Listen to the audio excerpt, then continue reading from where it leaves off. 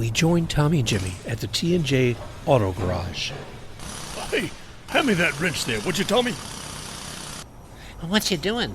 Oh, I'm working on a new device here. I'm building it for Mr. Chaim Bloom, and hey, I might even sell it to Brian Cashman. Well, what is it?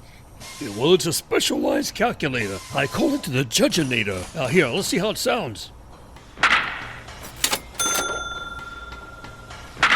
Whenever you hear that cash register ring, it means Aaron Judge has just hit another ding.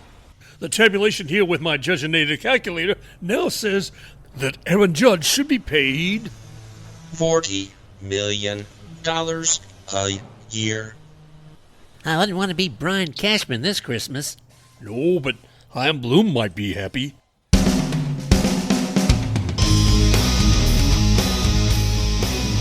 Welcome to Baseball Biz. I'm Mark Herbert, your host, and we're happy to have you here today. Oh, my goodness. What's been going on with those Yankees? Well, we'll find out here in a minute. A couple of things we got on Baseball Biz on deck today is we're going to take a little bit of a close look at AL East, what's happening there, specifically about the Yankees more than anything else. What does the AL East look like overall as far as the standings, wild card, Aaron Judge continuing to set records and raise the price of what he can earn with the Yankees or somebody else. Is he going to be the MVP? Most likely. And what's happening with the Rays? Oh, gosh. Sad news there. And also look at a recent visit of mine to the Tampa Baseball Museum. But let's get started. The Yankees just completed their 5-game tour of the National League with games against the Brewers and Pirates. And, we want to salute Aaron Judge. I mean, he solidified his place in baseball history as he hit home run number 60, tying Babe Ruth, and he's headed toward number 61 to tie Roger Maris. So it's an exciting time for him. But the Yankees are struggling up to this point. The past weekend, they lost 2 out of 3 to the Brewers in Milwaukee. They returned to New York Yankee Stadium on Tuesday to take on the bottom feeder, the Pirates, and the Yankees look to continue their losing streak. Who didn't think that they would just completely trounce the Pirates? I didn't. But they gave quite a surprise on that Tuesday night game. So let's take a look at what happened on that game with the Pirates. The Yankees really shone that day. I mean, not all the way through the game, but it was interesting to see. And you're seeing there wasn't really much going on until the top of the 4th inning. Greg Allen, he got out on a sacrifice fly to left fielder Oswaldo Cabrera. That young Yankee has been doing a bang-up job. But the Pirates got Diego Castillo in on that sac fly, and it was 1-0 New York. Then, wasn't really any activity to the bottom of the 5th. Harrison Bader, his first time up with the Yankees, and he singled on a ground ball to left fielder Greg Allen, and that brought in Oswaldo Cabrera, who's, like I said, for his first year, it has just been astounding to watch him. That brought the game tied up 1-1. Then Jose Trevino, he singled on a fly ball to center fielder, and Harrison Bader scored. So, again, what a great first day for Harrison Bader. Top of the 6th. Okay, time for some things to happen. And Jason DeLay, he doubled on a sharp line drive to center fielder Harrison Bader. Jack Sawinski scored, and O'Neill Cruz scored. O'Neill Cruz, he's going to be a name that you're going to continue to hear over the years. Fast and an amazing player. In the bottom of the 6th, Harrison Bader, once again, he singled on a ground ball to right fielder Jack Sawinski, and Josh Donaldson scored. Also, Oswaldo Cabrera scored. So, there again, seeing those 2 new guys coming up. Oswaldo's not that new anymore, but he's new this year. In the 7th, Brian Reynolds homered on a fly ball to right field. So that brought Pittsburgh up, and then they are matched 4-4 in the score. Then top of the 8th, Brian Reynolds of the Pirates, he singled on a ground ball to left fielder Oswaldo Cabrera. Jason DeLay scored. Brian Hayes to second. Rodolfo Castro, I love watching this guy with the Pirates. He homered on a fly ball to right center to Cabrian Hayes, Cabrian Hayes scored, and Brian Reynolds scored. So that was 3 more runs, taking Pittsburgh to an 8-4 lead over the Yankees. And that's the top of the 8th. Top of the 9th, They made some pitching changes, brought in Aroldis Chapman, and he was replacing Clay Holmes, because Clay Holmes just wasn't getting it done. Kevin Newman for the Pirates, he had a fly out to center fielder in Harrison Bader. Let's see, that was one out. O'Neill Cruz, he struck out, and Greg Allen, he struck out as well. So the score was still maintaining there at 8-4. Bottom of the ninth. Oh, gosh. Aaron Judge making history. He hits home run number 60 for this year on a fly ball to left center field. At that point, the Yankee pride soared for those who remained in Yankee Stadium. I mean, after Aaron Judge hit that 60th home run at the bottom of the ninth, all of the energy changed.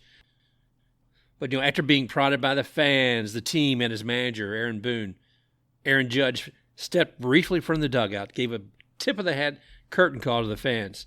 But, his heart didn't seem to be into that curtain call, because while he was honored for his achievement, all he could think of was most important to him, and that was bringing a win home to the Yankees. Let's hear what he had to say. Kind of like, damn, I wish I would have done that with the bases loaded, a little earlier in the game. I was a little upset at myself, especially early in the game. I had a couple situations to either get the inning going, do something to get started, and then that situation where, we're up by one, bases loaded, one out, and then, striking out. So I was kind of kicking myself while I was running around the bases, like, man, you idiot, you should have done this a little earlier. But, the team picked it up, and we were able to pull that one out.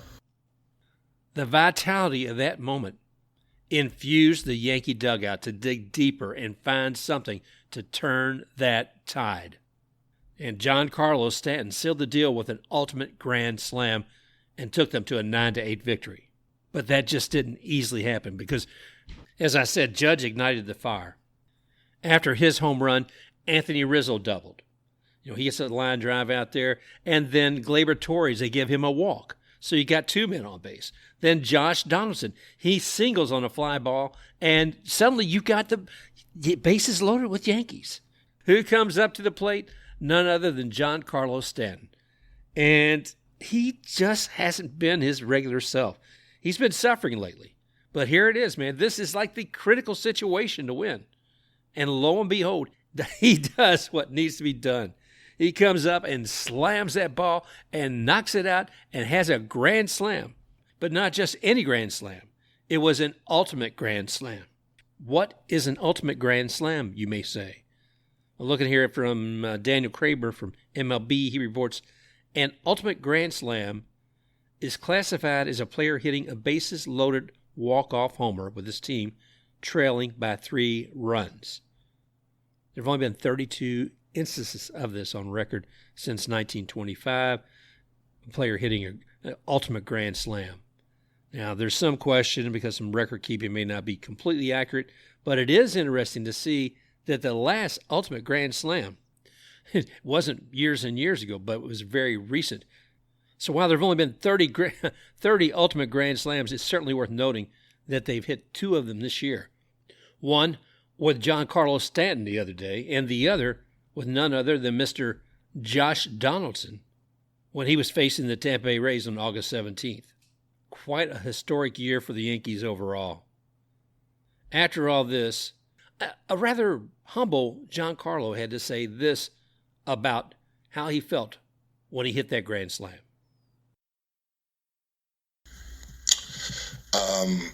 It's about damn time for a little bit. Everything helped the team win. Finally produced from being back, and just make it all more special, especially what Judgy did tonight, and go on and get a win with it too. Well, there's Giancarlo with almost self-deprecating remarks about hitting that ultimate grand slam. But I know he and all the fans that were still remaining in the stands at the bottom of the ninth greatly appreciated what he achieved. So kudos both to Giancarlo and to Aaron Judge for achieving so much in the bottom of the ninth. I mean, you think about it. That's a couple of big records to be breaking in one half of an inning. So anybody who did miss that game, shame on you. It was exciting.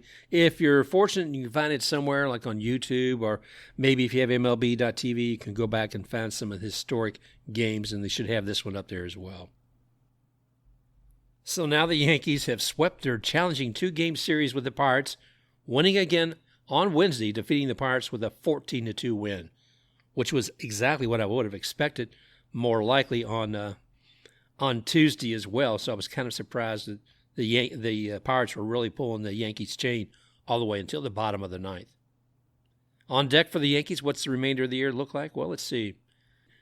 They have 3 American League teams upcoming and a visit to Texas. Let's see, the Red Sox will be visiting the Yankees for 4 games.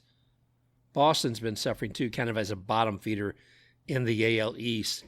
Let's see, they're standing, 5th in the AL East, with a .486 win-loss average. It's 72 wins against 77 losses. They now sit idly at 18 games behind the Yankees. The Yankees, like I said, after they finish up with the Red Sox, they're going to fly from Boston to Toronto to face the Blue Jays, who hold the number 2 spot in the AL East, who are only sitting 6.5 games behind the Yankees. But that's a lot of games when you got, maybe 14 games left about? Let's see. After that, they'll leave Toronto. Leaving Toronto, the Yankees will return to New York for their final homestand with a 3-game series against the Orioles. The Orioles are holding on to a winning season with a .520 winning percentage, lagging 13 games behind the Yankees. Had a lot of hopes and high expectations for the Orioles this year. They're looking good. I think next year they're even going to be better. Finally, the Yankees will fly to Texas to face the American League West Texas Rangers, who are now holding a .429, I won't say winning record, losing record, with 63 wins and 84 losses. Ouch. These final 15 games of the season seem a bit of a soft landing for the AL East Yankees, but I don't think anybody else is going to be taking the AL East from them. And I don't think there's anybody else in the American League that's going to be able to take MVP away from Aaron Judge at this point. Everybody looks at Shohei Ohtani, and I do as well, but there's just been too much that Judge has achieved this year. And even though Ohtani can be both a pitcher and a hitter, his accomplishments, I think, his accomplishments won't necessarily pale to Judge, but they're going to fade in all the Judge is achieving this year.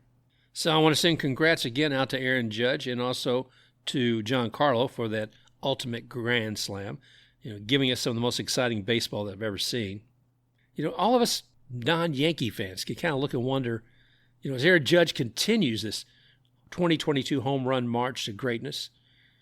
I mean, we've seen him, he's beat the record, or rather he's matched the record of Babe Ruth. And with all this happening, he turned down a salary offer from the Yankees earlier in the year, which was smart because his stock is going up just like the Judge calculator that Tommy and Jimmy have built. His greatness is going to generate a larger salary, whether it's from the Yankees or somebody else. Surely he's going to break and exceed Roger Maris's record of 61 home runs. When he hit that 60th home run, you always look in the stands and see who's going to catch that. I didn't see Zach Hamel up there, the little ball hawk, but I did see Michael Kessler. You say, well, who's Michael Kessler? Well, he is truly a Yankees fan, but when he caught that ball, all I could think of was that old Marty Robbins tune, 9/10 of the law. Talking about if you possess it, you own it. It's 9/10 of the law. But anyway, Michael Kessler, he's like I say, he's a name you wouldn't ever heard of before. Kessler's the lucky fan who caught Aaron Judge's 60th home run ball. So what do you think that's worth? What would you ask for it? Kessler, he was very clear about what his plans were for the ball and what it meant to him. According to a Fox News sports report, he said, Kessler is a business administration and management major from Port Chester, New York. He told the outlet he did not need to make a tough business decision in order to get Judge his baseball back. Quote, Judge means so much to the organization, especially this year. He's just unbelievable just the way he is. He deserved to have the ball back. I have no second thoughts, he said. Let's see. The 20-year-old college student agreed to give the ball back to the Yankees in exchange for a meet and greet with Judge, 4 autographed baseballs, and a separate signed baseball hat. Oh, come on. That is a fan who does love the game and loves his team, but I think a lot of other people may have requested a little more. Kessler's a great fan of the game as Yankees and Judge, and I salute him for that. But, however, maybe he should have considered taking a judging negotiation approach to the value of that 60th home run ball. I mean, Judge, he's holding out now for a higher number. Should Mr. Kessler holding that ball held out for a higher number? He could have said he loves the Yankees and he would like to hand over the ball to the Yankees. However, he's going to wait till the end of the season before what he considered the value of that ball to be and where it may finally land after the 2022 season. Yeah, that sounds like some advice Aaron Judge's agent may have given to the fan. No. Kessler embodies the spirit of a true fan who believes he's just unbelievable. Just the way he is, he deserved to have the ball back. I have no second thoughts. Well, again, tip of the hat to Mr. Kessler. And Zach Campbell, eat your heart out. So who's going to catch that 61st and 62nd home run, ball that seems inevitable that Mr. Aaron Judge is going to hear? What are those balls going to be worth to a ball player? And who's going to have a $400 million contract in just a couple of months? Let's see. Let's try to figure some of this out. Let's take a look at some other people's mail and what they're saying. Okay. Craig Calcaterra, I'm going to send apologies to you now. I'm cracking up your newsletter here and seeing what a couple of readers said to you about that fan. One of them said, anyone who gives a valuable object that they own outright to someone who will soon have a $300 million contract or to a team worth billions of dollars is a fool. Oh, get the full market value for the item. Sell it directly based on an estimated auction value. Change your life. Wow. Change your life. I think it probably would with most people. Then let's see, another one of Calcaterra's readers submitted says, as far as what advice he would give to that fan, he says, it's not your accomplishment. It's the player's accomplishment. If the player wants the ball, give it to him. He did the work. Signed bats, tickets, meet the guy. Sure, I'm a fool for many reasons. Not this one. Oh, it's a great time to be a Yankee fan. Just remember Tuesday night's game and to always stay for the whole game. You never know what may happen at the bottom of the ninth. You could have caught Judge's 60th ball. Okay, enough Yankee talk, enough Aaron Judge home run talk. Let's look at what's actually happening across the AL East. Right now, Yankees have a .608 winning percentage, a 90-win, 58-loss record. Just behind them are the Blue Jays with a .564 record, and they're 6.5 games back. The Rays, sitting at third in the AL East, they're 8.5 games back with a .550 record, and they've just been falling, and we'll talk a little bit about that in a minute. The Orioles, yeah. The Orioles, like I said, I expected more, but they're still having a winning year. They've got a 77-71 record, which gives them a .520 winning percentage. Red Sox is the only AL East team right now that does not have a winning record. And 72 wins and 76 losses. They're 18 games back behind the Yankees. I don't see much future for them this year, obviously, but they're barely beneath 500. They could come up above that. I'd love to see all these teams above 500.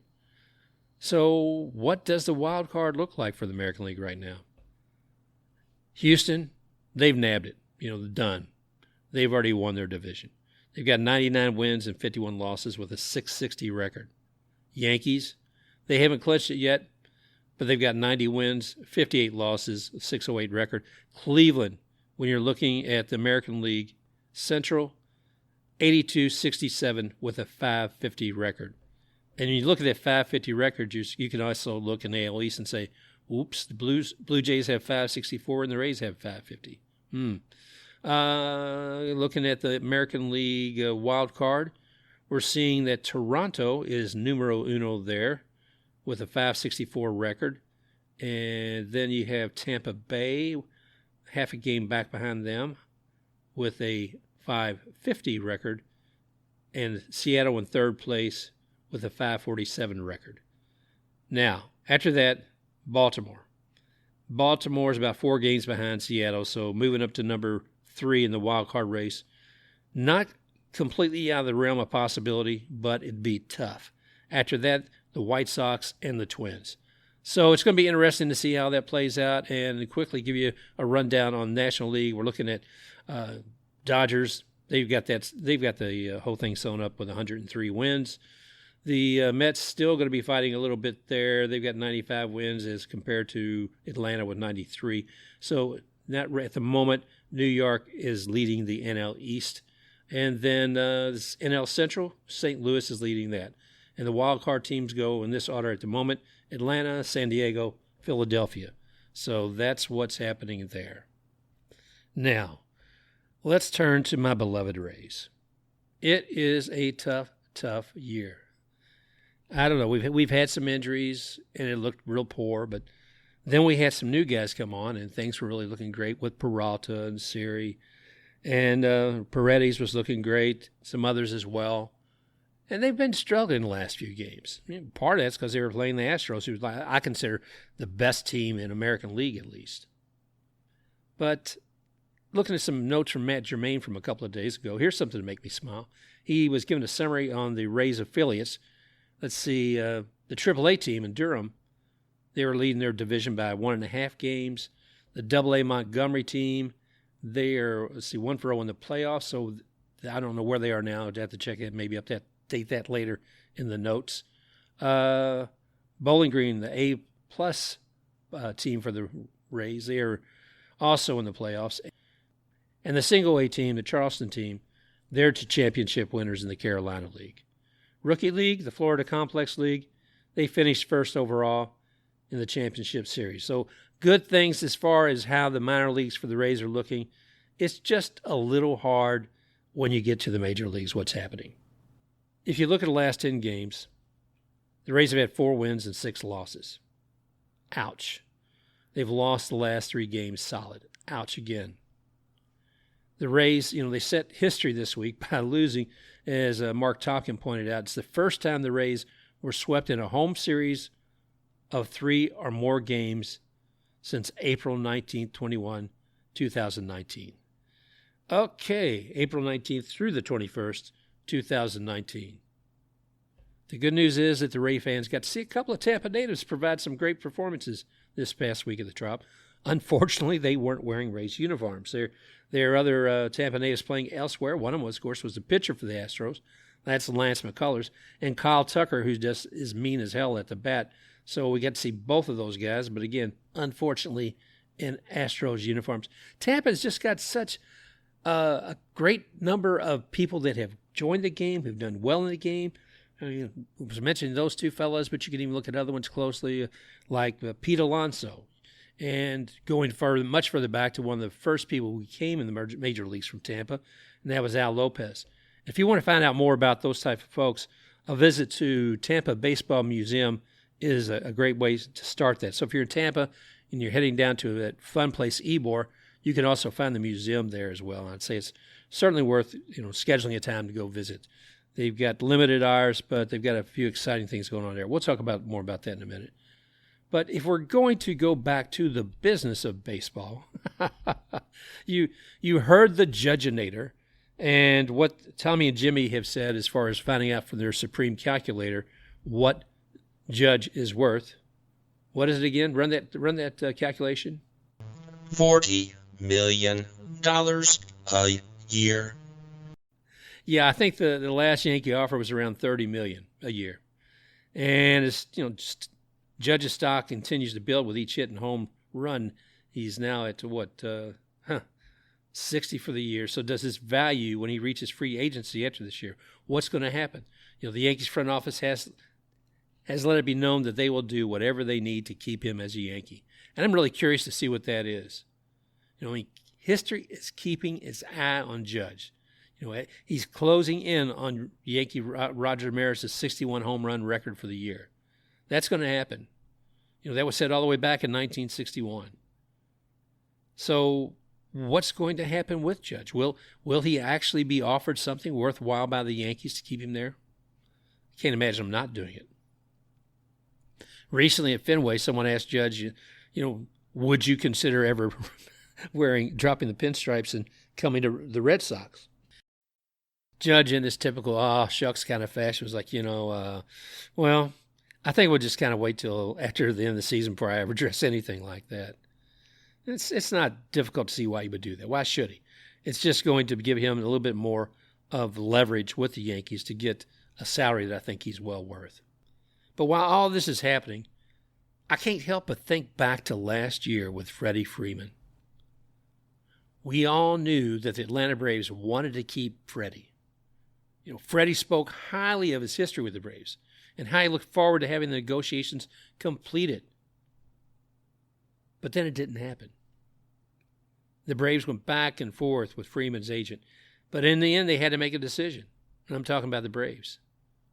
And that decision was to bring on Matt Olson because they just couldn't wait anymore, and they needed him to replace Freddie at first base. It was not a popular decision, and one that earned the fury of fans directed both at the front office, somewhat at Freddie, and certainly at his agent. And there was a big brouhaha about what his agent may or may not have communicated to Freddie at what time, and did that screw up negotiations between them. Even Braves living legend and Hall of Famer Chipper Jones did not sit quietly on the sidelines during this madness. In one interview, Jones was saying, "I do not agree with the way this was handled on Freddie's side. If you want to play in Atlanta, you play in Atlanta. You maybe take a little less to be happy, and you play in a place that is comfortable for you." The second that Freddie told me that he rejected the 5 for $135 million after the All-Star break, I told him, "You're playing a very dangerous game. You go out on the free agent market, you get courted by all the pretty girls that are on the block, chances are you're not going to come back. If you take your time waiting on that 6-year deal into January, Atlanta has a job to do."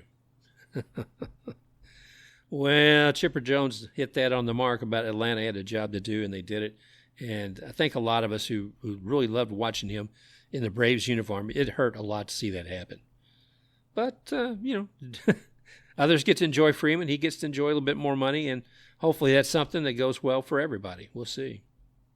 So what's, Hal Steinbrenner and Brian Cashman going to do there in the Yankees front office? Are they going to pony up the cash to pay a legendary once-in-a-lifetime player like Aaron Judge? It's almost inevitable that they're going to meet his price. I mean, can you imagine the backlash from Yankees fans? It would be enormous. And Harrison Bader, here's what he has to say about Yankee fans. The fans in New York are very sweet.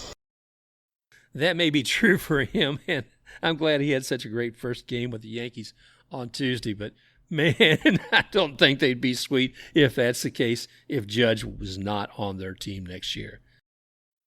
Well, that's going to be a wrap for this week on Baseball Biz. I want to thank you again for joining me here. And remember, you can reach me, Mark, at The Baseball Biz. And you can also listen to this episode and other episodes on Stitcher, Spotify, Google Podcast, iHeartRadio. Like I said, we're everywhere. And I want to remind you, too, that I'll be at the Tampa Baseball Museum in Ybor this Friday, September 23rd. Then also they're having an event on Saturday, September 24th with Wes Singletary. He's going to be there for a book signing. So hopefully we'll get a chance to see you there. So thanks again for joining us here today on Baseball Biz, and we look forward to talking with you again real soon. Special thanks to XTech RUX for the music Rocking Forward.